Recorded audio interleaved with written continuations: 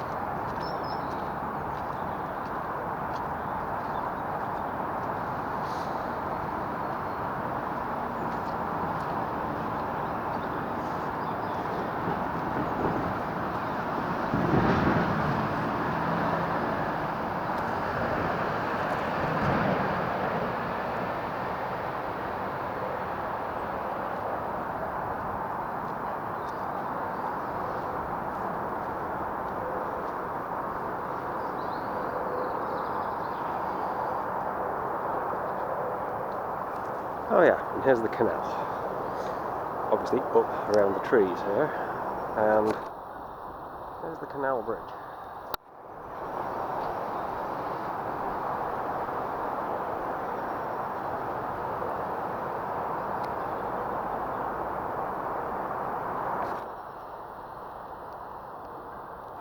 Don't think anyone's getting a boat through that today.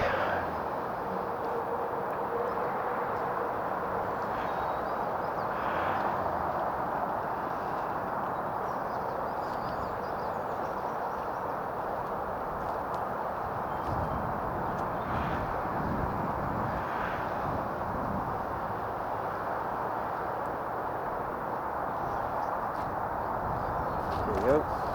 Another log brought down the river.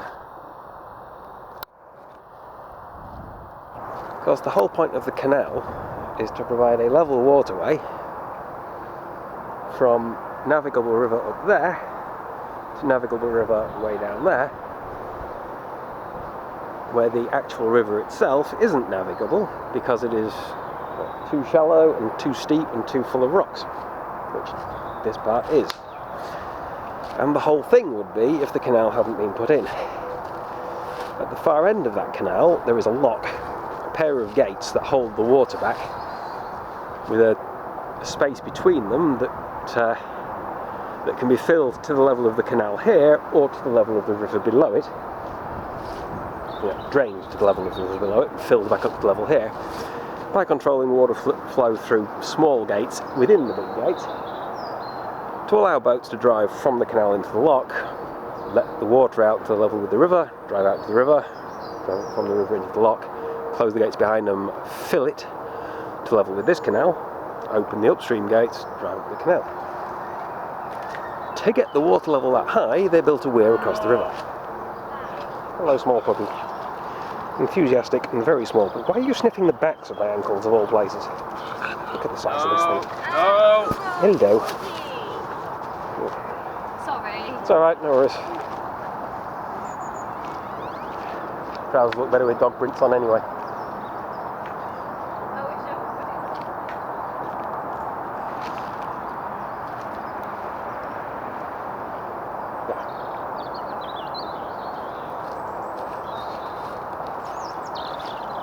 So up there we have a line of red floats at an angle saying, don't take your boat down this way, it's a bad idea, make a left turn, go into the canal.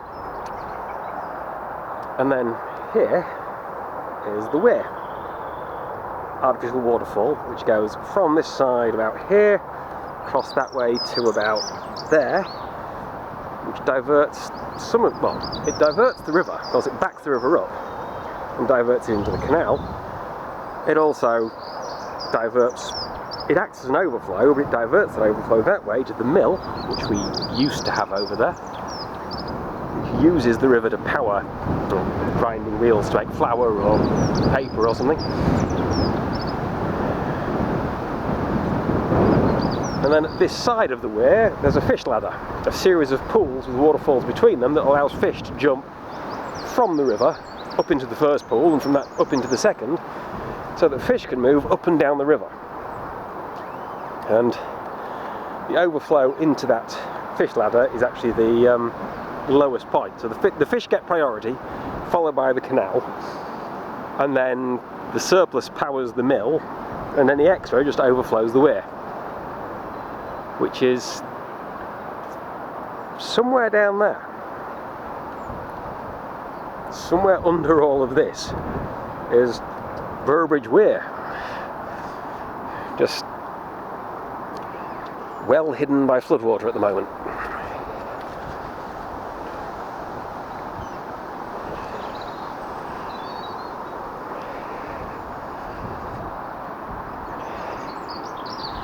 And then up here, more floating debris and trees creaking in the wind. That's always ominous. More trees standing in water. Lovely birdsong.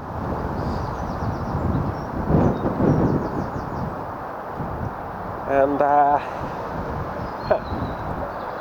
tree.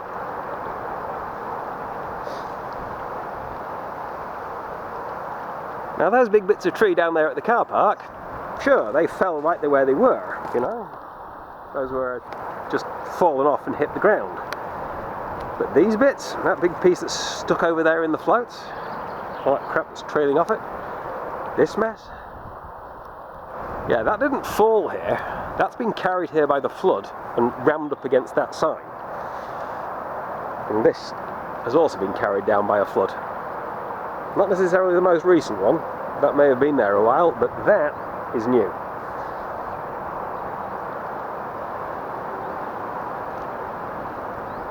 And there's sunlight making it impossible to see anything, unless I do that, in which case it's impossible to see anything but the sunlight.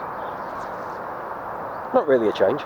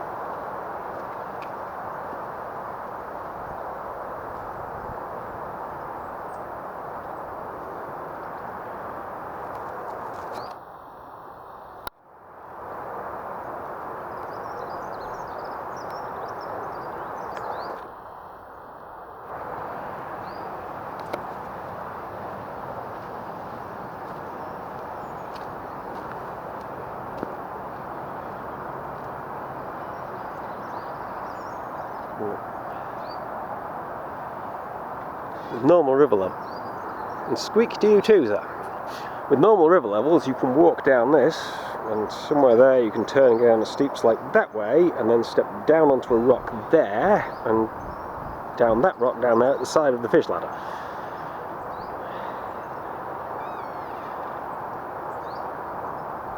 Right now, you would have to watch turbulence patterns on the surface to try to get any clue where any of those features are.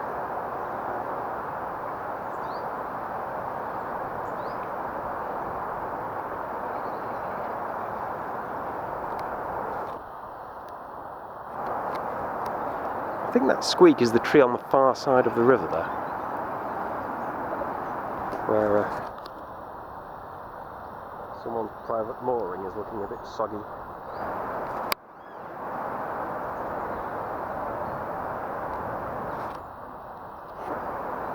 That one? No. That one.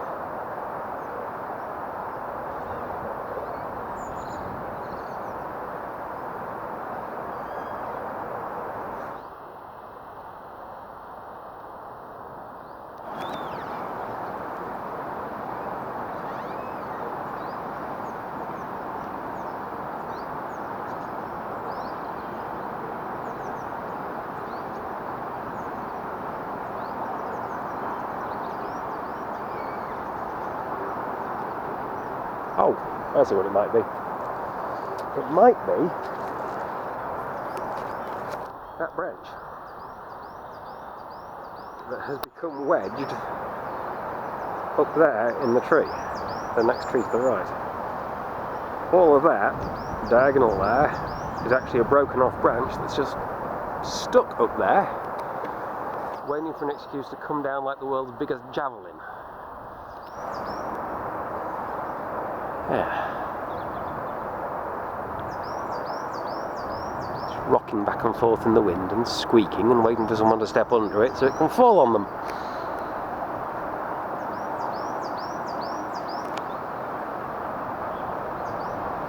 Now fly. On the plus side, hey, crocuses.